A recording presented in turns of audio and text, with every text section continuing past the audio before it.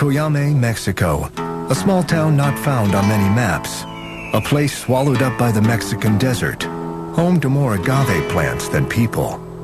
Cuyame is situated in the northern part of the state of Chihuahua, and our municipality is 7,000 square feet. We have between 2,000 and 2,500 people. It's a calm place, a beautiful place. A place with no library, no archives, and no local historian. But that doesn't mean it's a town without a history. Here, history is passed from neighbor to neighbor. And it's this oral history that gives testimony to an unsolved air collision that took place here just 3 decades ago. It began as a civilian plane took off from El Paso, Texas, en route to Mexico City. August 25th, 1974. There was a plane that was coming out from El Paso. It was going to Mexico City, and it was an accident. They say that there was a crash between a plane and a UFO within the territories of the municipality. I don't think this could be made up. How could someone make this up? It's true. August 25th, 1974, 10:07 p.m.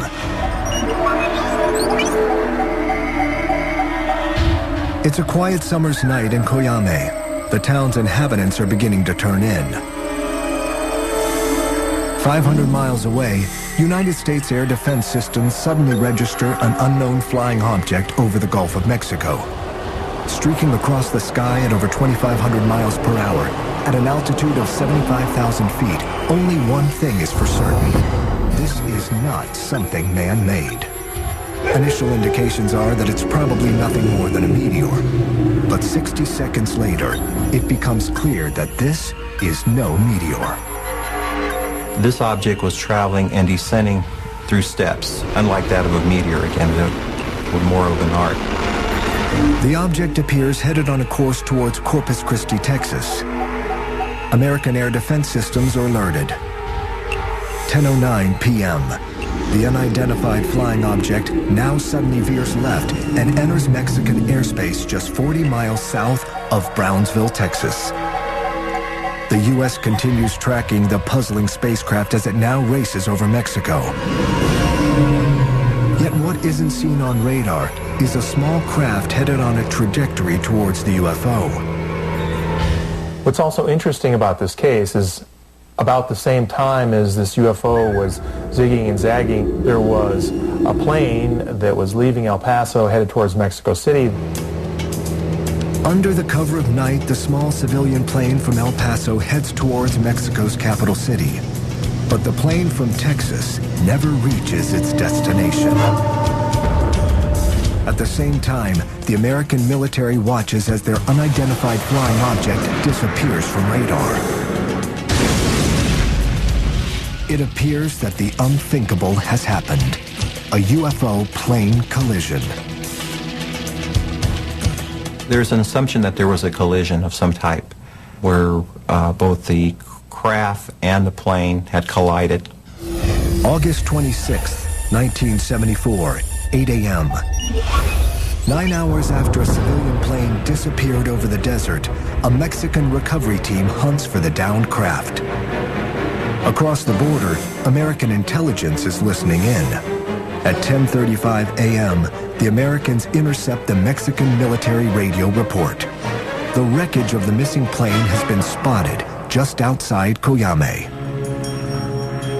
Moments later, another report shockingly announces the sighting of a second wreck, but this is no plane. The Mexican recovery team finds a sort of a silver-shaped classic disc, some 16 feet 5 inches, about 5 feet thick, convex on both sides, sort of like a saucer. The saucer's surface has the appearance of polished steel.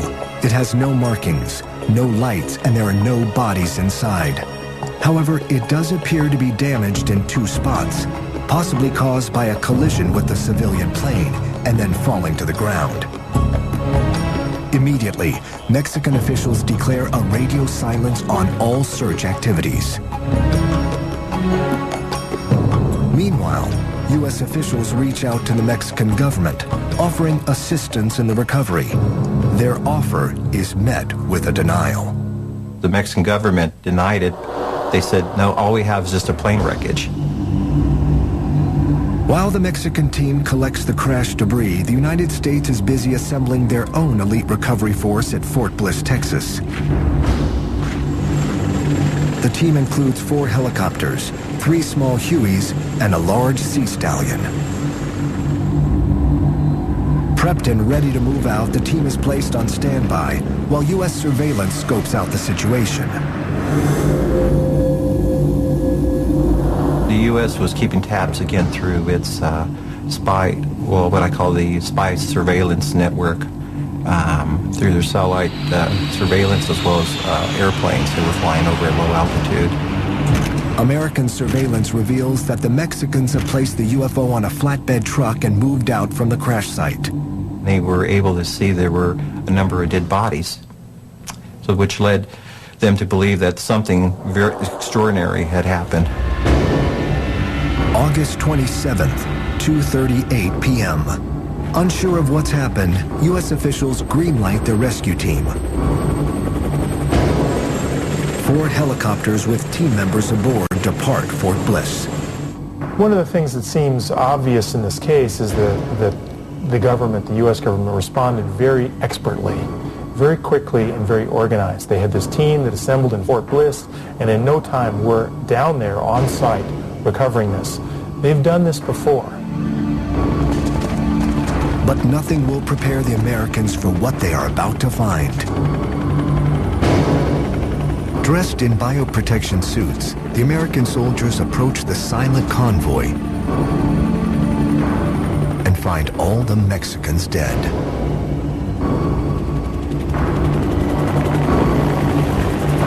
There is no time to investigate what killed the Mexican team, but ufologists have their theories. They somehow came in contact with a lethal agent, a bacteriological agent that was from out of this world, or an extraterrestrial biological agent of some sort that killed them, which is my favorite theory. The U.S. recovery team quickly tends to business. It finds the 16-foot-wide silver UFO strapped to the back of a flatbed truck. The straps are reconfigured and connected to a cargo cable from the Sea Stallion helicopter. Safely secured, the estimated 1,500-pound disc is lifted up and headed back to the U.S.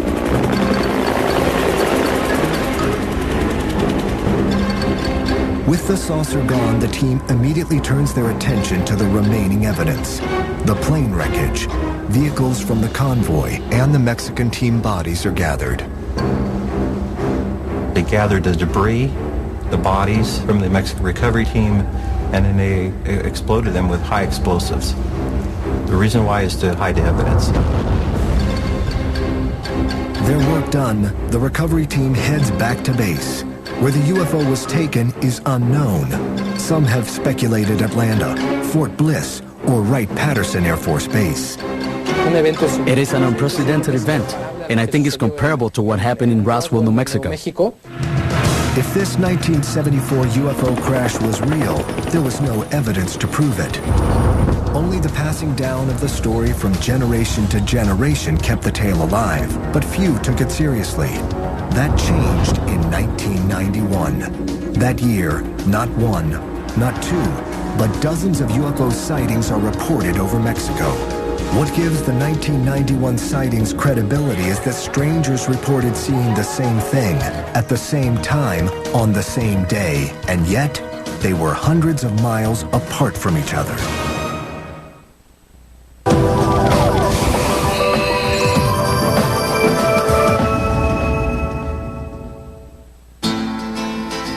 For over 3 decades, the Mexican desert is alleged to have been the site of an incredible tale. There were rumors since long ago that an object crashed in Mexico. An object entered our atmosphere through the United States, and it crashed with a small plane. For the last 2 decades, Mexico has witnessed UFO incidents that rival anything reported in the United States. Mexicans just needed one uniting event to keep their eyes focused to the sky. That happened in 1991.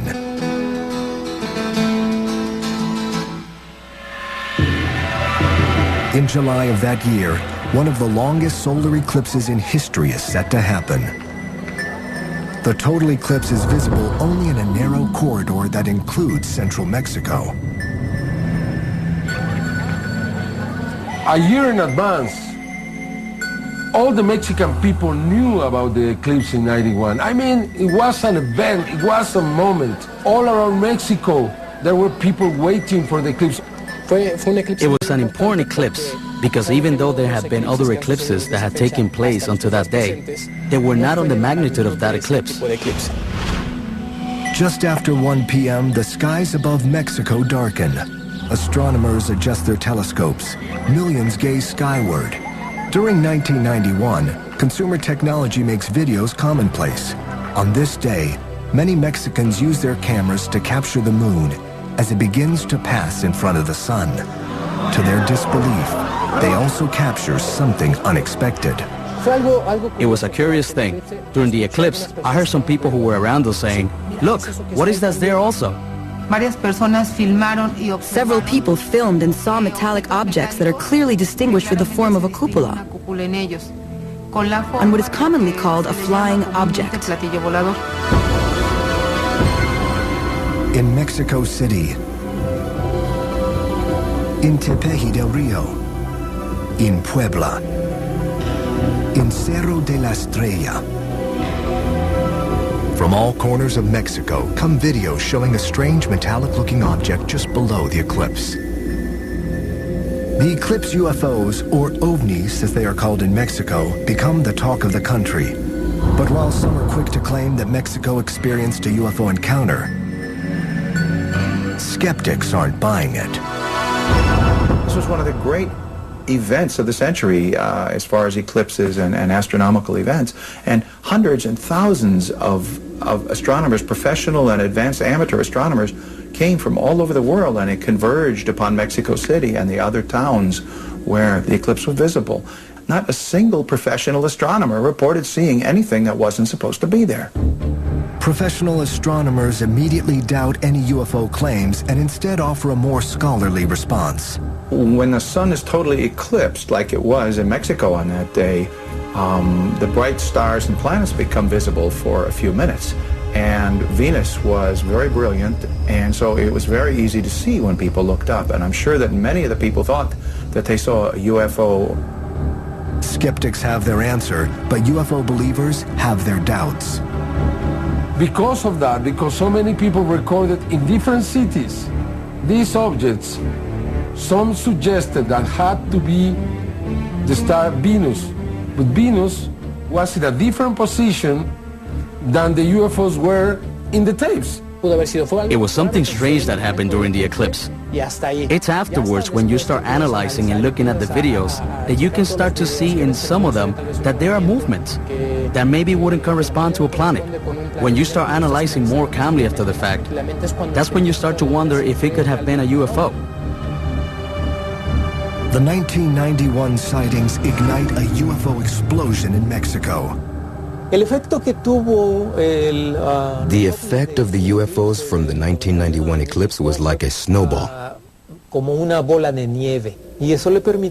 And this allowed people with an interest in UFOs to record sightings more frequently. While Mexico's UFO explosion comes as a surprise to most, some ufologists believe it was actually predicted over 1,000 years ago. The Maya were one of the great civilizations in history. For over 600 years, they built cities, constructed reservoirs and temple pyramids, and developed an incredible understanding of astronomy.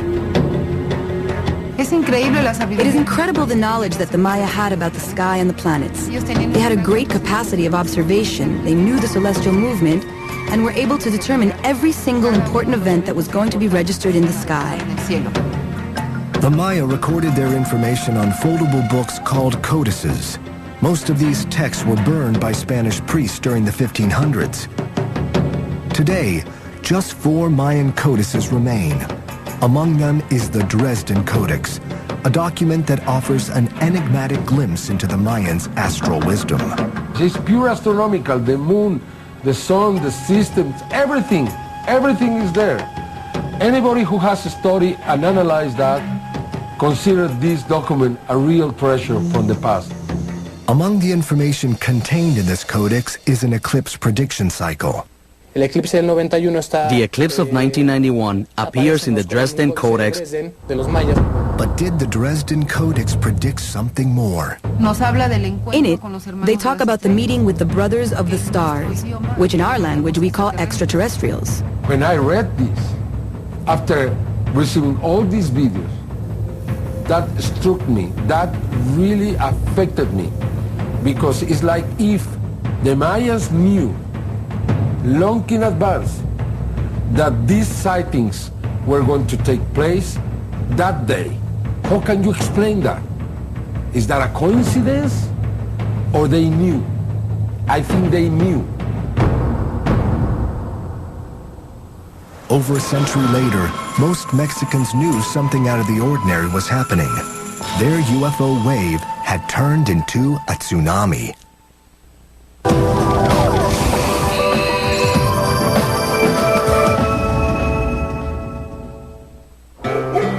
Literally overnight, Mexicans are mesmerized by the apparent UFO wave striking their country. Ufologists point to the open-mindedness of the Mexican people as being partly responsible for this UFO explosion. Mexicans have been fascinated by legends, stories, elves, fairies. That psychology and sociology allows Mexicans to keep an open mind when it comes to extraordinary occurrences. When you open yourself up to other possibilities, it is much easier to accept the UFO phenomenon. However, skeptics claim that Mexico's UFO wave is more of a social phenomenon than any actual increase in visits from little green men. Sightings always seem to come in waves, and these waves are generally, they correlate with the publicity, that if the newspapers or TV stations, whatever, are filled with stories about UFO sightings, people will go out and pay much more attention to things that they see. Since the earliest UFO sightings, witnesses have always been subject to heavy ridicule. They are portrayed as overzealous sky watchers who wouldn't know a DC-9 from a weather balloon. But what happens when the witness is someone who doesn't fit into these categories? What if the person has a solid reputation and career? What if the witness doesn't just know a DC-9, but flies one? Captain Raimundo Cervantes has been flying for over 40 years. With 17,000 hours of flight time, he has seen it all. Or at least he thought so. July 28, 1994. Captain Cervantes is piloting Aeromexico Flight 129 from Guadalajara to Mexico City. He's taken the route before and everything seems in order, including the weather. Totalmente claras. Totally clear. Like we, the aviators, say. We could see the next day. Totally clear. As the flight nears Mexico City International Airport, Cervantes puts the DC-9 on course for landing. 5,000 feet in the air, he receives the all-clear from the control tower and prepares to lower the landing gear. I ordered to lower the front wheel. At that moment, we felt an impact on the plane. Very strong. Muy fuerte. The plane is rocked. To Cervantes, it appears obvious that they have collided with something in midair, but there is no time to investigate. The pilot has already begun his descent of the DC-9. At that moment, I declare an emergency, and I requested an area so that I can develop the list of emergency and coordinate my personnel of flight attendants, because I thought we were going to have an abnormal landing. Unsure of the condition of the damage to his landing gear, Cervantes needs nerves of steel to coax the wounded jet to safety. We level the plane. We tried to land softly and steady the front wheel. y mantener la rueda de nariz, que era la que... I was concerned that there was damage. Estuviera dañada, para que hiciera el impacto con el terreno de la pista. We lower the front wheel, and to our surprise, the plane starts rolling perfectly. Bajamos la nariz y nuestra sorpresa, empieza a rodar el avión perfectamente bien. Disaster is averted. Captain Cervantes wonders if a helicopter has clipped his DC-9 on approach. But the air tower's radar records discredit that theory. Yet an inspection of the DC-9 reveals damage and creates more questions than answers. There was a flight inspector that searched the plane who detected that one of the hydraulic lines was cut. It was cut like if it was done with a cutter. Something very strange. What caused the landing gear's hydraulic line to be cut? A subsequent investigation will place blame for the incident on worn-out parts, and the airline denies any mid-air collision.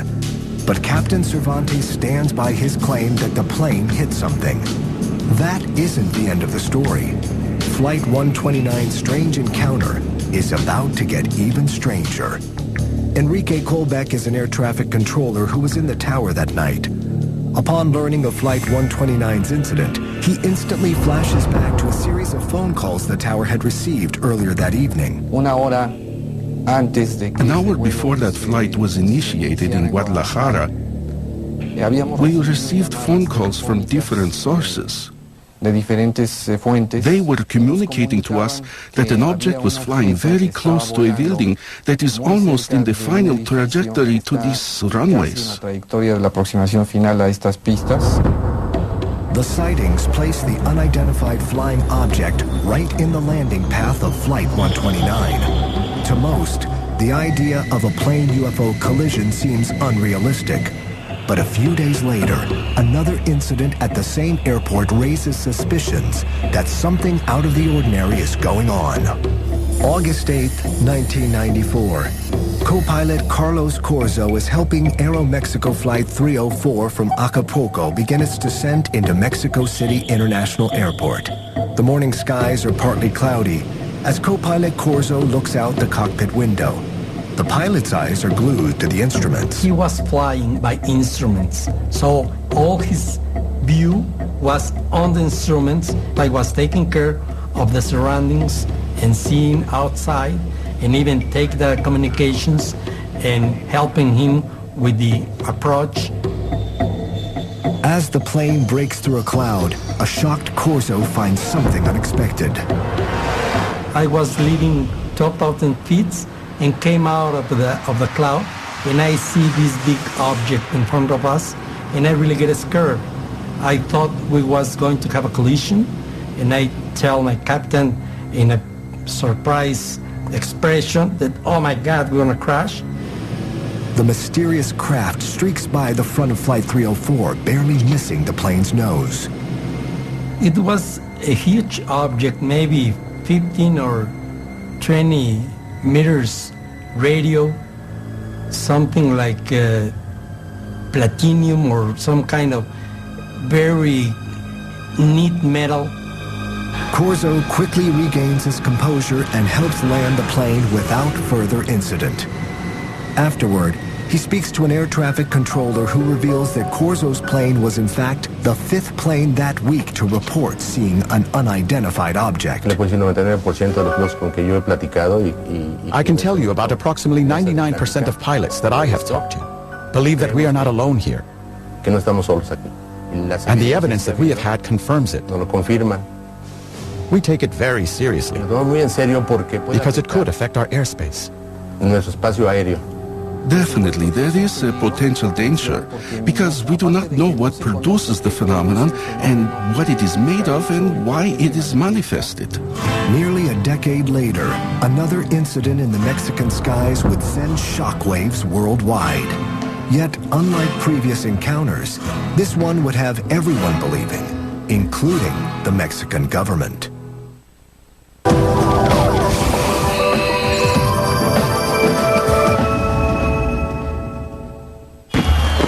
Every year on the night of September 15th, they come together. Thousands packed the main square in Mexico City to watch their president ring the very same bell that signaled the start of their fight for independence almost 2 centuries ago. The next 24 hours will be full of parades, parties, and celebrations. But in the early 1990s, a new Mexican Independence Day tradition is born.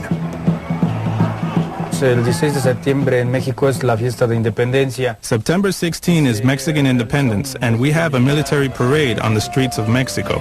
Durante varios años, for several years, we used to have an air show. The whole Mexican Air Force used to go out and fly over Mexico City. La Ciudad de México. Mucha gente pues grababa los. A lot of people would film these events when the planes would pass over the houses. De las casas haciendo algunas maniobras. There are many videos where certain objects are seen, flying over and passing closely. Sobrevolando y pasando incluso muy cerca. September 16th, 1991. During a flyover, an amateur videographer captures a mysterious bright round object.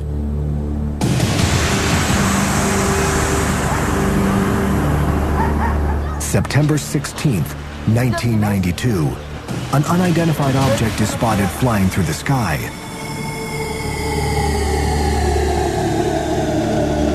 September 16th, 1993.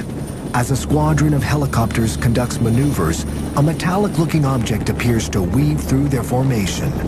3 years, 3 sightings. Yet the Mexican military offers no comment on the encounters. With respect to the sightings of these objects during military parades, the government never voiced an opinion for or against. The government here has always remained aloof.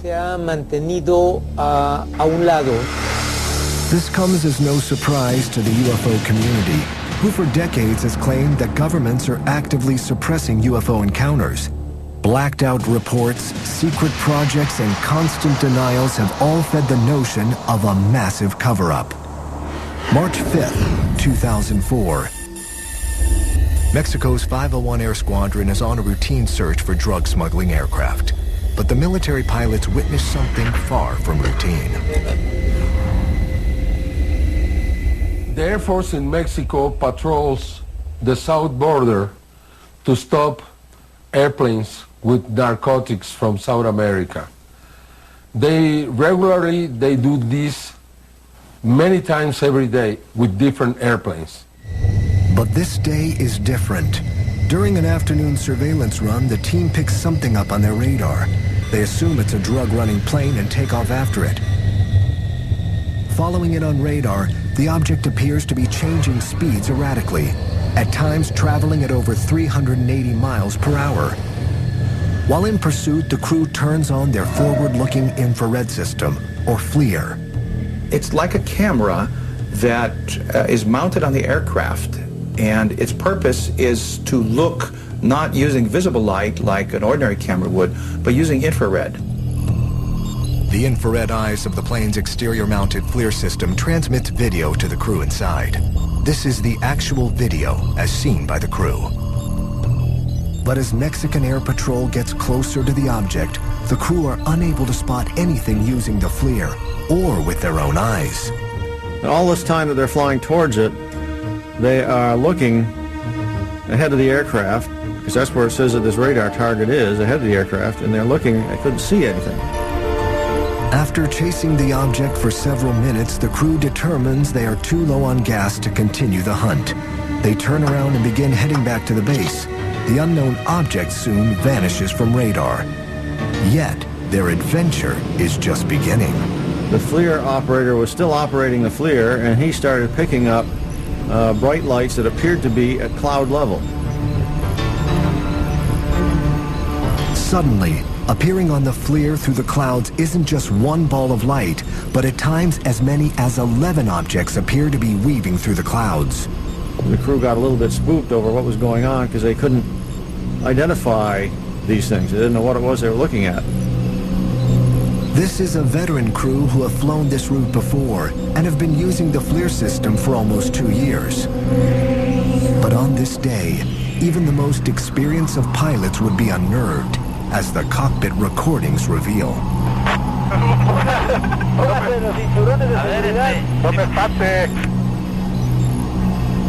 It appears to the crew the objects aren't just traveling alongside their plane, but surrounding it.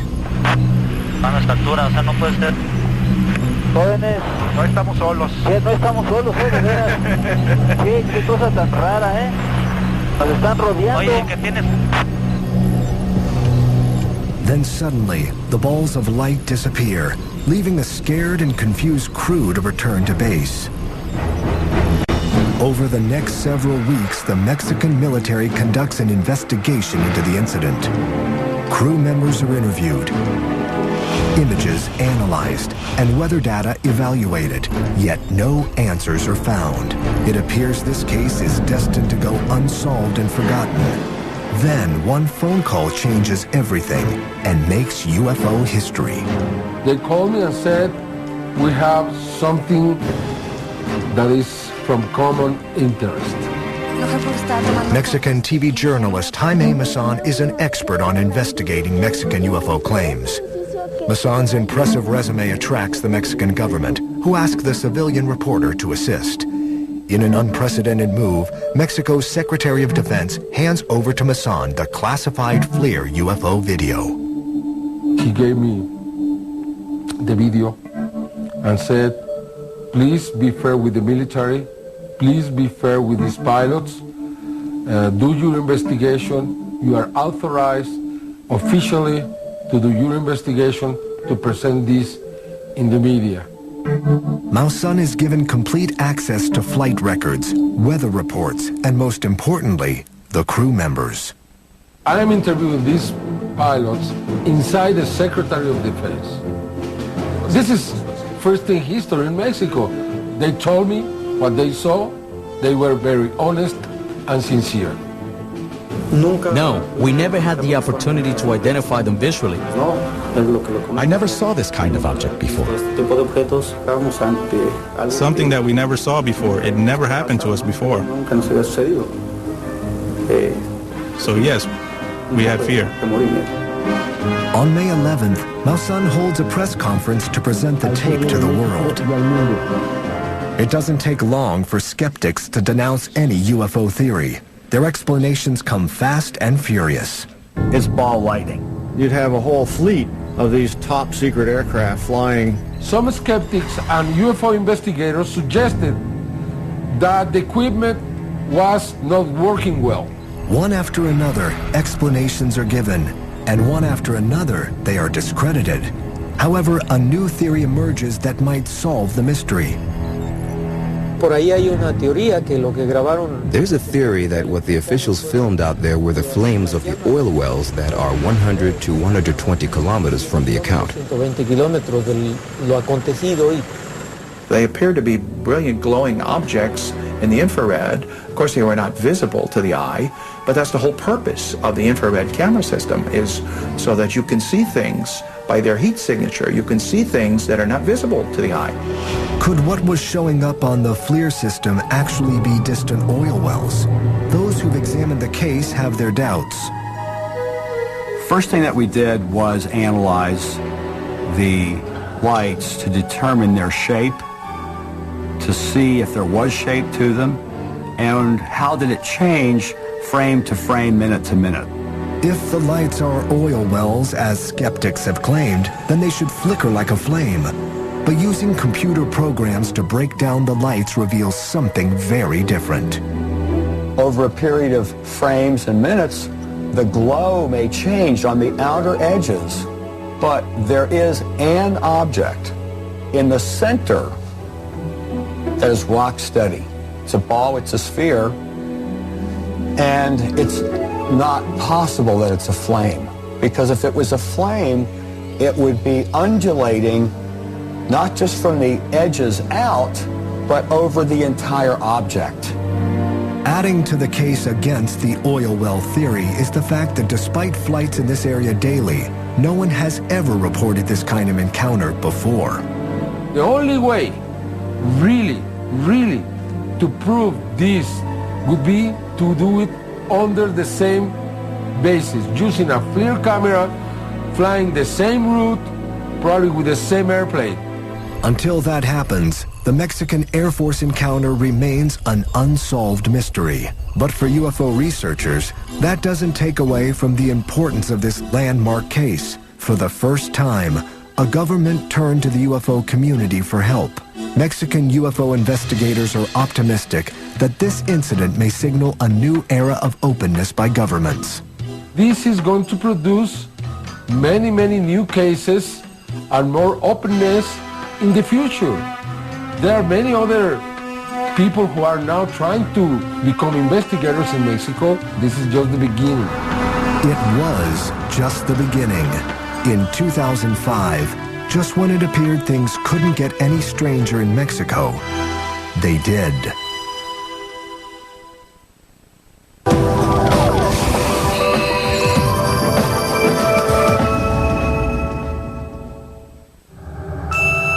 Since 1991, Mexican witnesses have videotaped hundreds of hours of footage containing alleged unidentified flying objects. But while the sheer volume of sightings has impressed some, it's what's on these tapes that matters. But out of the thousands of videos that we have, most of the times are, balloons, airplanes, stars, mistakes, honest mistakes. Probably just 10 or 15% of them are good, really good. It's this 10% that has drawn the attention of everyone from ufologists to the mainstream media. Among the most interesting UFO phenomenons captured on tape are what is referred to as fleets. A group of more than 3 objects we call fleets. They travel horizontally or vertically with very strange forms as boomerangs, spheres, discs. June 10th, 2004, Guadalajara, Mexico. An amateur photographer captures unknown objects in the sky. June 21st, 2004, 300 miles away in Cuernavaca, Mexico, another fleet is caught on tape. March 30th, 2005, almost 600 miles north in Torreon, yet more unexplainable objects dot the Mexican sky. April 11th, 2005, 500 miles to the south in Mexico City, the skies over the capital city are full of mysterious aircraft. I believe it's a way that someone is using to communicate with us. I believe they are trying to say something similar to what happened in England with the crop formations. Skeptics are quick to dismiss fleets as nothing more than weather balloons or birds. But seeing is believing. And in June 2005, a fleet sighting had people believing. One of the more recent accounts of UFO sightings here in Mexico happened here in Jalapa, Veracruz. And it is very interesting because the witnesses were of a very high caliber. June 24th, 2005, 10:30 a.m. A public ceremony is being held to celebrate the delivery of new patrol cars to the local police department. On hand are such dignitaries as Governor Fidel Herrera Beltran, high-ranking police department officials, and the local media. Moments after Governor Beltran... Casualties inflicted, no Allied or U.S. Navy or Army airplanes in the air that night. It just doesn't seem to make sense. If the Japanese had come all this way, we would have thought that there would have at least been some bombing, and certainly if there was more than one aircraft. Nobody can say for sure how FDR first reacted to word that his military responded to what some claim to have been an unidentified flying object. The only thing that came back from the president was a memo from him to Stimson, who was the Secretary of War. The president sent a curt message to Harry Stimson, demanding to know who was responsible for the air alarm systems in the United States, and if anyone other than authorized officials could have triggered them. How Stimson replied to FDR and how he explained the unidentified enemy remains a mystery. No records of his response were found in the National Archives or FDR's presidential library. At that time, I don't think they saw it as an extraterrestrial phenomenon.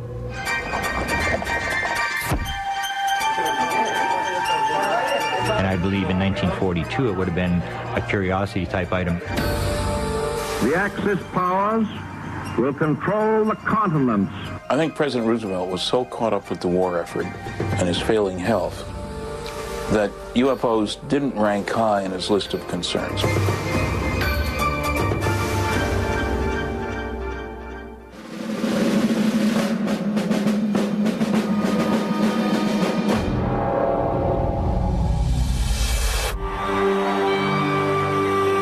July 1947. New threats of war and a new enemy, the Soviet Union. That false philosophy is communism. Has Americans looking to the sky. Some say they see UFOs. President Harry S. Truman is informed of a possible incident in New Mexico. Suddenly Roswell occurs, they have a press leak, it started getting picked up all over the country. I see him as the first president to actually deal with the UFO issue in a public sense. And Truman was the man on the spot when this stuff hit big time. Truman is an absolute critical key in looking at the entire UFO phenomenon in the early years. We know that these presidents were being briefed orally, if nothing else, on the topic of flying saucers.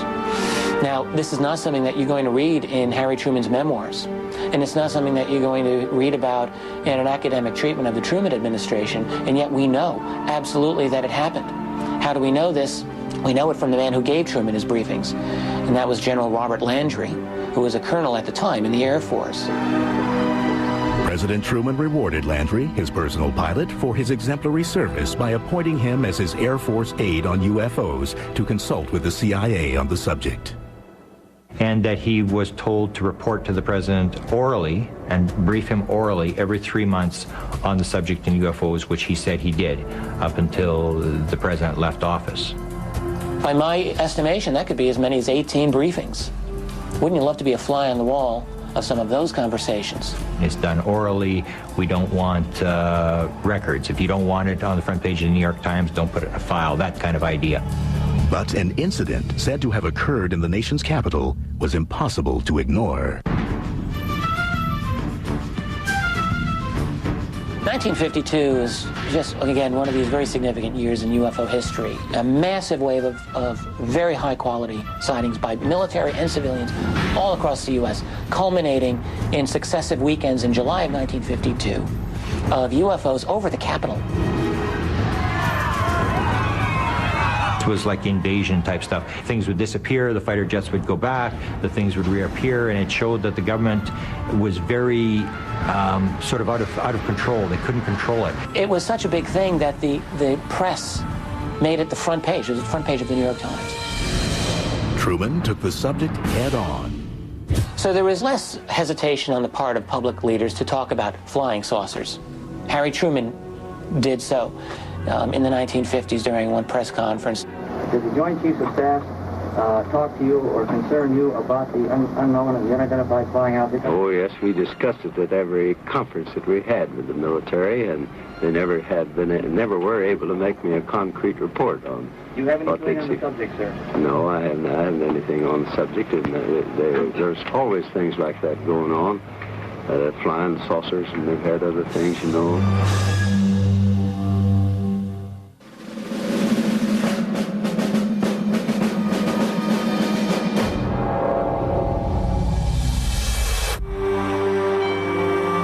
We shall never try to placate an aggressor by the false and wicked bargain of trading honor for security. While Truman addressed the subject publicly, he was never said to have a close encounter himself. However, Dwight Eisenhower, according to ufologists, experienced a sighting in the early 1950s. And the story was that he was off the British coast, 1952, and that this object, a bluish-type object, appeared off the side of the ship. I think it occurred for about 10 minutes. Eisenhower and the admiral on the ship had come out onto the deck, and Eisenhower was in PJs. He stood there and watched this thing, and that Eisenhower basically said, well, I better go look into this. I wouldn't mention it right now, and went in, and the fellow who reported it said he never heard anything more about it again. During Eisenhower's term, UFOs became part of America's pop culture through movies and TV shows. But the White House may have had more than a movie script to read. Eisenhower was on the job when UFO secrecy really started to formulate in a systematic way. It was under Eisenhower's administration that even within the military, the UFO topic was becoming much more restricted. There were perhaps off-the-cuff remarks from people close to the White House. In May 1954, during a speech in Amarillo, Texas, General Nathan Twining, Eisenhower's Air Force Chief of Staff, made a surprising statement. He said, and if they come from Mars and they're this advanced, I don't think we have anything to worry about. When we return, does the Commander-in-Chief's access to military files about UFOs depend on his political party affiliation?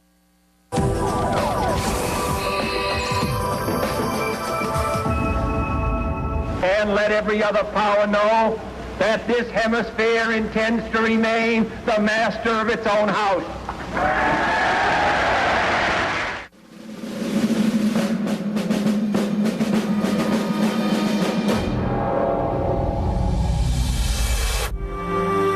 1963, President John F. Kennedy was boating near his Hyannisport home. So there's a reported, alleged sighting that he was sailing off Cape Cod, that an object, silver object, whatever it was, 60 feet across, something like that, came down, and everybody saw the object, and Kennedy basically said, let's not tell anybody about this. Hard to substantiate the story. It's something which you can either believe or disbelieve. JFK's knowledge on UFOs is hard to gauge. His tragically short term in office left few UFO records in his presidential library.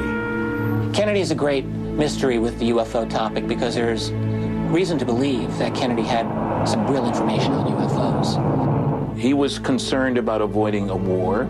To regard any nuclear missile launched from Cuba against any nation in the Western Hemisphere. Remember the Cuban Missile Crisis and all this kind of thing. This will produce the greatest crisis which the world has faced in its history.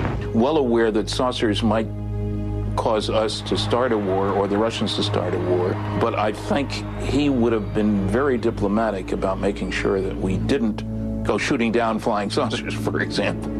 Records show that Robert F. Kennedy, JFK's brother and the Attorney General, did share letters from UFO researchers with Congressman Gerald Ford and Air Force officials. Robert Kennedy was very interested in UFOs. There's a number of letters that have surfaced where he dealt with UFOs. So it's very rare to get somebody in that high in office to actually deal with the subject in writing. Many UFO researchers believe that political differences may affect access to certain information, and that some U.S. presidents have not been fully briefed about UFOs by the intelligence community. The same researchers suggest JFK may have been the first president to be kept from the whole truth. He was interested in beating the Russians to the moon, but he wasn't interested in space. It was more of a competition type thing. It was a political thing. Johnson, on the other hand, was extremely interested in space. 3 years ago,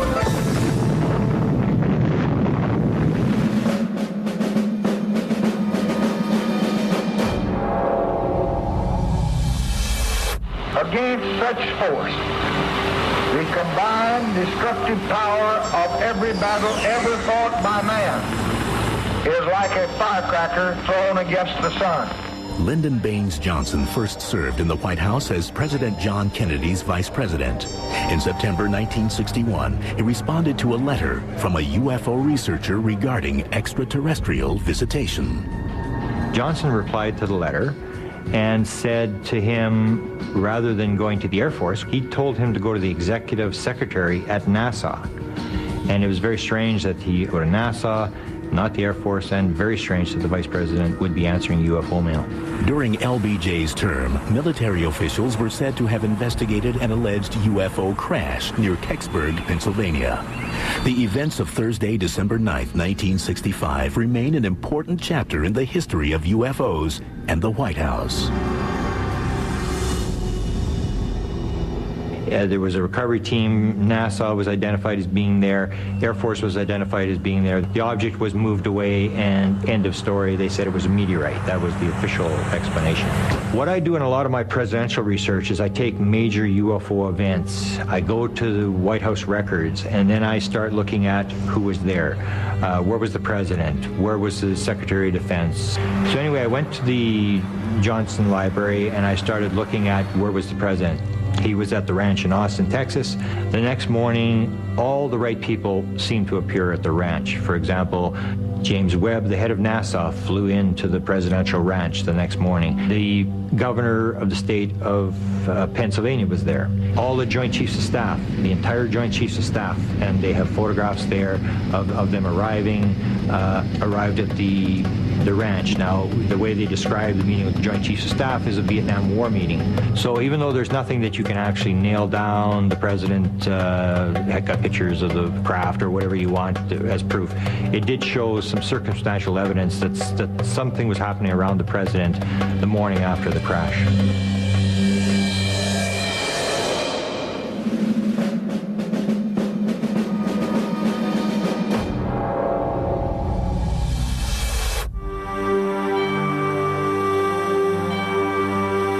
President Richard Milhous Nixon's interest in UFOs is harder to calculate. I've talked to people who claim they talked to Nixon about UFOs. He was very interested. There was a rumored story that he had a huge UFO book collection, which I was never able to substantiate. Many UFO researchers believe Nixon received specific briefings, information he may have wanted to take public. There's some very good indications that he planned to reveal data, that UFOs past, present, and future, a book by Robert Emenegger, a television program that was done with that title. I talked to Emenegger, and he got asked by the Republican Party to produce that show using only government people, because the idea was they were going to release data.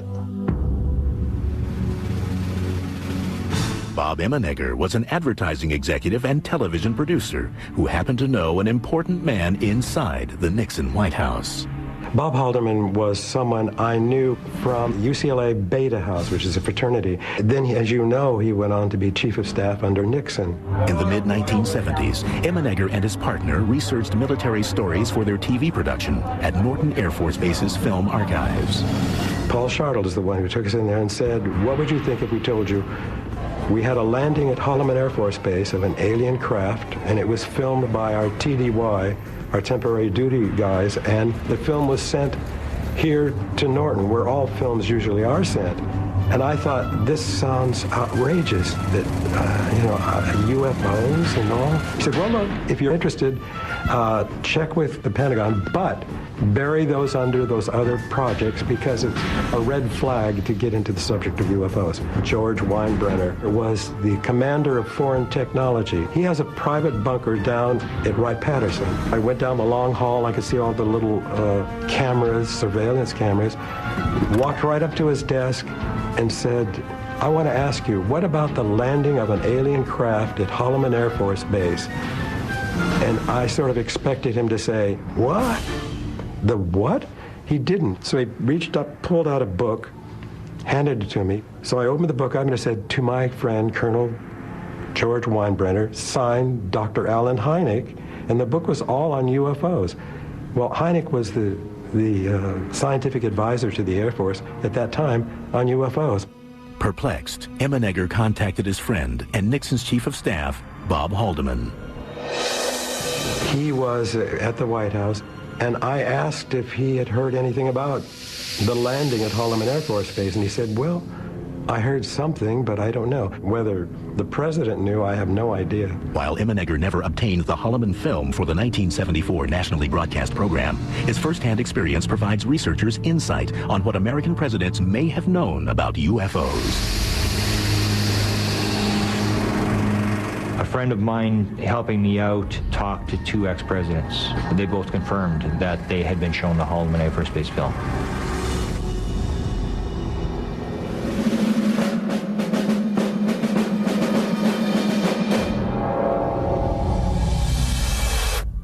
Congress should investigate the rash of reported sightings of unidentified flying objects in southern Michigan and other parts of the country. Gerald R. Ford had shown interest in the UFO subject as a congressman due to sightings by people in his district during the 1960s. What a lot of people don't realize is that the primary function of a congressman is to serve his constituents. So Jerry, out of service to his constituents, saw to it that there would be a hearing. So Gerald Ford went to the bat for the people who wanted an answer. And he made a lot of very, very strong statements saying that he wanted a congressional investigation. On April 5th, 1966, the House Armed Services Committee held public hearings on the subject of unidentified flying objects. Air Force Secretary Harold Brown concluded, "We have not been hiding anything. The investigations have been made public. The hearing this morning was public for just that reason." It's unknown whether the hearings actually had an impact on Ford's view of UFOs after becoming president, but many researchers maintain Ford selected advisors who showed an understanding of the potential threat posed by UFOs. He had some advisors who, at the time, may not have been all that important. There was Dick Cheney and Donald Rumsfeld. Had George Bush Sr. as his CIA director, had some people who he could trust and who could trust him. After leaving the White House, Ford replied to a letter from a former Air Force intelligence officer who researched UFOs. During my public career in Congress as Vice President and President, I made various requests for information on UFOs. The official authorities always denied the UFO allegations. As President, Ford said nothing on this topic. So you can either think someone got to him or he just lost interest, but I think more likely he decided it wasn't politically prudent to discuss this matter. Coming up, some presidents put all politics aside once they had their own UFO encounters.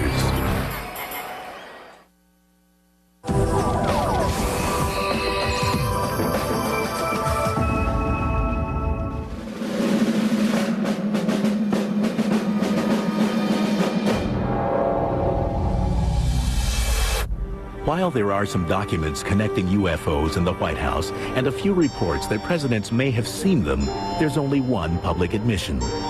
President Jimmy Carter was the first commander-in-chief to admit to seeing a UFO.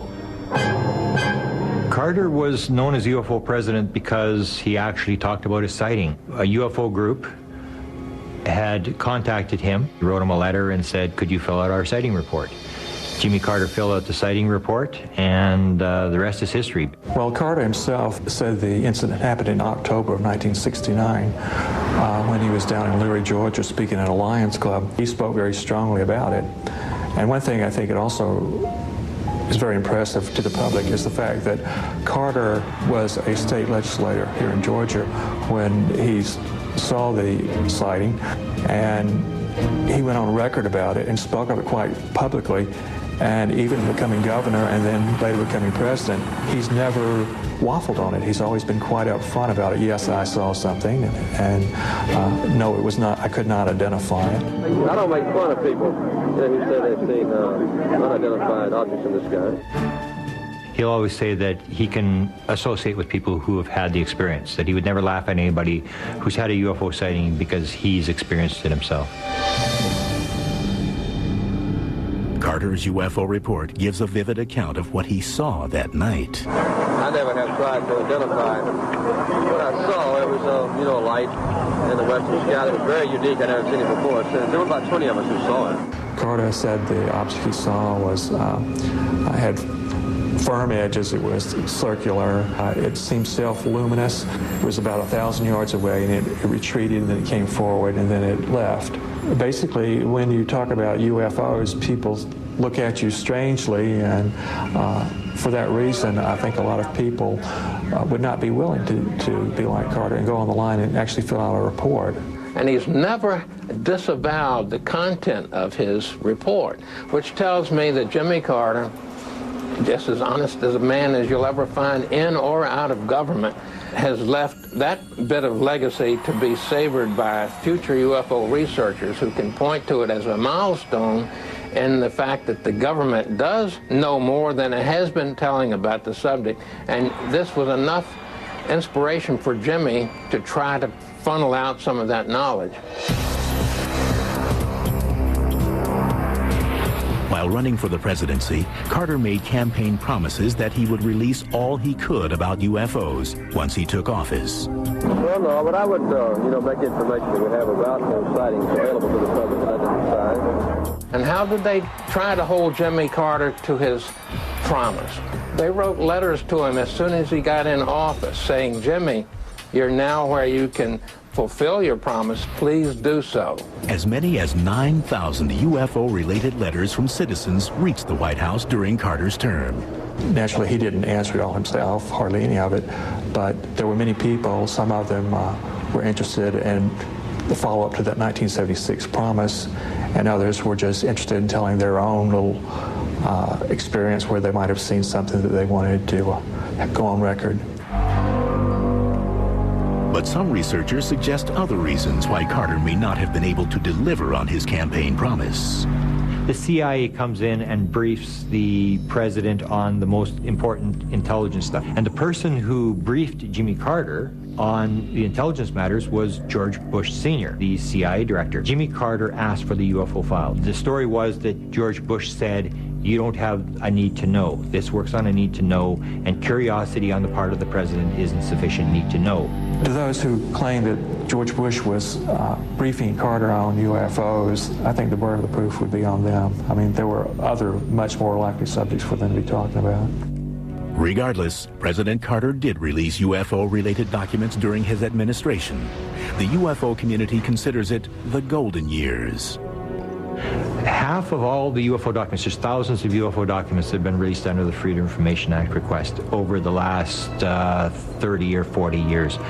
Over half of them were released under 4 years of Jimmy Carter. These newly declassified documents were sourced from numerous agencies. They contain information about many UFO sightings and the military responses. Access to the declassified material continues to bolster UFO research.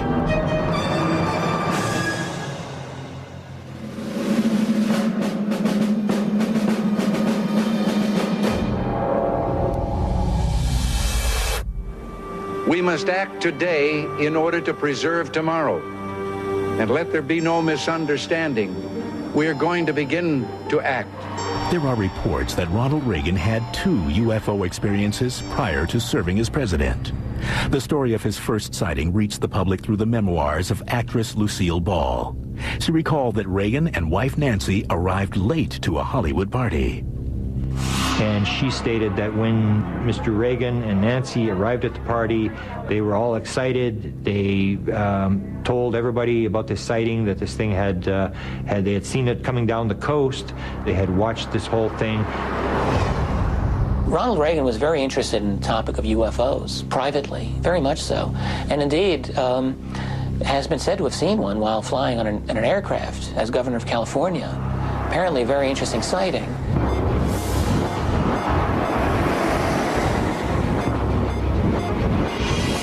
Allegedly, Reagan saw a white light zigzagging alongside his aircraft. He stepped into the cockpit and told the pilot to follow it. This pilot had 30,000 hours as a pilot, which is an incredible number. And the whole plane load of them saw this thing. They reportedly chased the mysterious light for several minutes until it shot skyward out of sight. Could these alleged sightings have fueled Reagan's repeated references to UFOs and alien life during his presidency? February 11th, 1988, in a speech called Remarks at the Annual Conservative Political Action Conference Dinner, Reagan said, "Our unshakable, root-deep, all-encompassing skepticism about the capital city's answer to the UFO, that bizarre, ever-tottering but ever-flickering saucer in the sky called the prevailing Washington wisdom. A presidential speech is a very complex thing. It has many drafts. It has people who proof every word as to whether every word is accurate in their figures, facts. It's a very long and involved process. There's up to 25 agencies who have to sign off, State Department. Everybody gets to put their little 2 cents in, what they want taken out. So I started checking the speeches, and I went through every Ronald Reagan speech that had this alien invasion. Reagan asked the speechwriters to address the alien UFO subject. He believed that if we were invaded by people from another planet, that the world would come together, the world would unite. He called it his fantasy. One of the more compelling exchanges was between speechwriter Rhett Dawson, who sought to keep the fantasy out of Reagan's speeches and away from the commander-in-chief. The discussion preceded President Reagan's address to the 1987 UN General Assembly.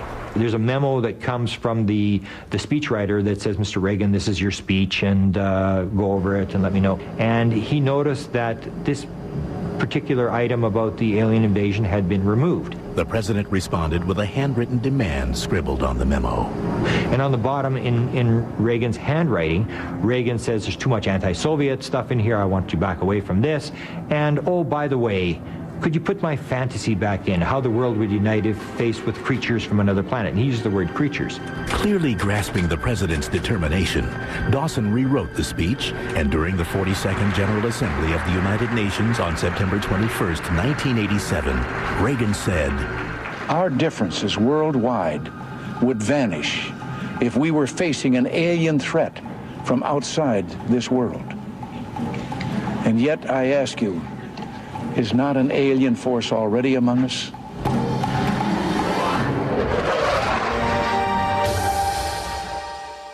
When we return, are some presidents in the know about UFO files while others are not?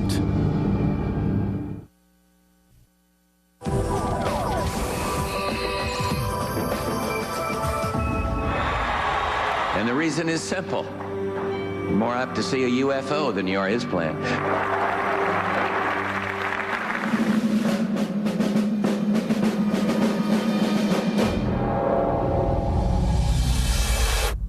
UFO researchers insist that George Herbert Bush is the key to present-day UFO knowledge. George Bush Sr., I think, is one of the key presidents when it comes to ufology. He's a very important president because he has always been believed by a lot of researchers to be a guy who knows what's going on. He was former CIA director under President Ford. He was vice president under Ronald Reagan for 8 years, would have gotten briefings on many issues, including UFOs. He was trusted by the military. He was trusted mostly by the intelligence community. In fact, now they've actually named a building at the CIA headquarters after George Bush. Herbert Walker Bush, when he was in his earlier days, had served as chief of the CIA. Now, some people think in that capacity he was bound to have known about what was going on ufologically at the agency. If he did, it still probably won't ever be disclosed until after he's long gone, just like the other president. People did write to the agency, by the way, probably when he was serving there. They would send Freedom of Information requests to the agency for any UFO material in its possession, say 900 pages worth and counting. They claim they no longer look into the subject, but how many Americans today are going to accept out of hand such a claim as that? However, little evidence can actually link President Bush to UFOs. For example, when I wrote the Bush Library, I asked them about UFO documents. They said they only had one UFO document. And there are no public documents linking George Bush Sr. to UFOs, but I think there's very little doubt in any researcher's mind that this man knew a lot about the topic.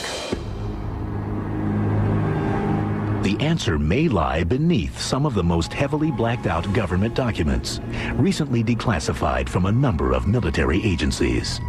To many UFO researchers, George H. Bush and members of his staff, including Dick Cheney and Donald Rumsfeld, was the power team who kept the UFO files closely guarded within military and intelligence circles. George Bush is a man who, by all accounts, knows a lot of what's going on in, let's call it, the secret world. That is the world behind the presidency, the world of real power and wealth. He's a guy that behind the scenes, he's got a lot of oil money, all the right connections, and if you want to know what's going on, George Bush will know what's going on. He's the guy.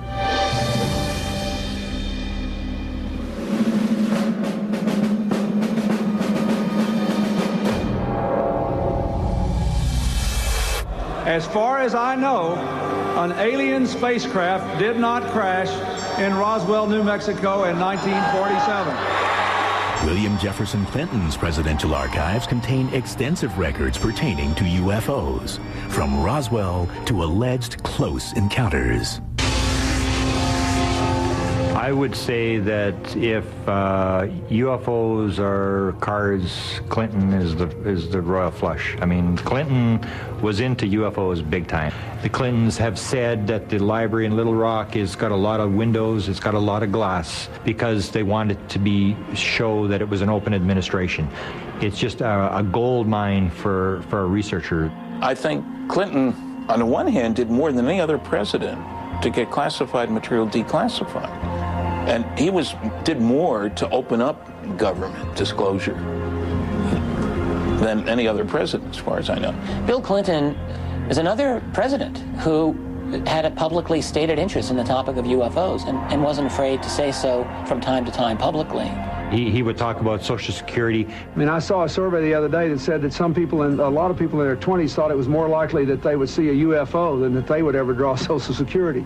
So, of course, every time they're trying to push Social Security, the president, they go to this little funny thing that they stick in the speech. And Clinton used it 8 times. Yet many researchers believe the Clinton White House was sympathetic about the need to disclose secret UFO files. Perhaps President Clinton's most impressive comment regarding UFOs was delivered during a speech on November 30th, 1995. When a presidential speech is written, it is not just something the guy makes up. This is something that'll take days, weeks, months to put together. It will be vetted by everybody. Something that's in a presidential speech is there for a reason.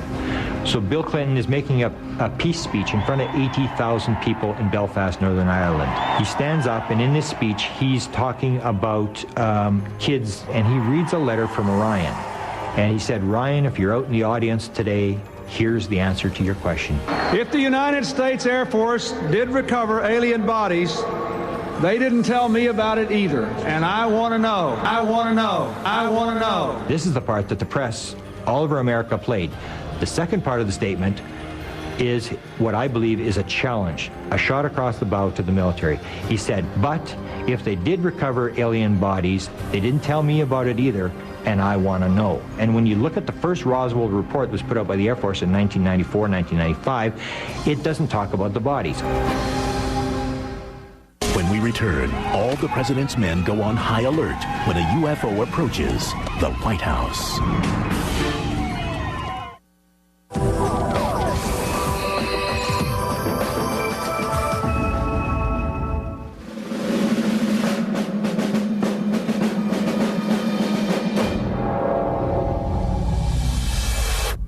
That's good. How are you? Good to see you, sir. If you're elected president, will you finally trust the people enough to tell them about UFOs, what the story is? Half the public believes that they are real. Would you finally tell us what the hell's going on? Sure, I will. According to some UFO researchers, George Walker Bush, the 43rd President of the United States, has reconstituted his father's powerful White House staff, partially to maintain a grip on UFO secrecy. 2 big ones, Cheney, Rumsfeld, people that have always been considered by ufology to be people who have the right connections, who probably are in the know. Regarding the administration of George W. Bush, it's unclear how much this man knows about the topic of UFOs. There are many who argue that the Vice President, Dick Cheney, is the man on the spot here in relation to this matter.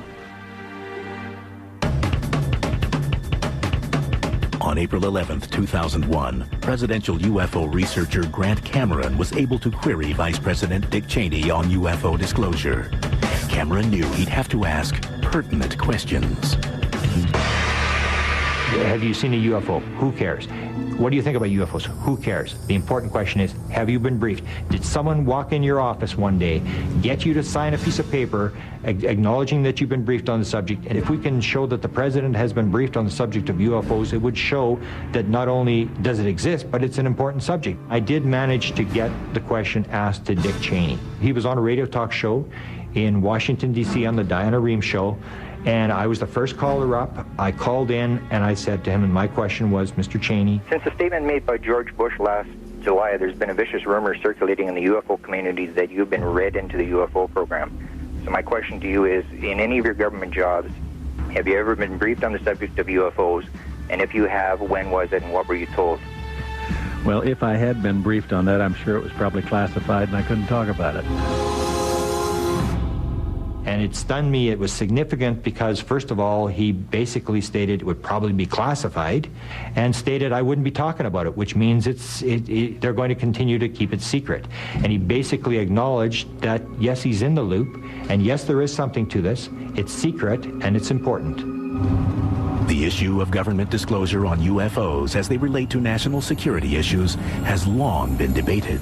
The chief executive either knows or should know what the inner sanctum of official UFO research is all about.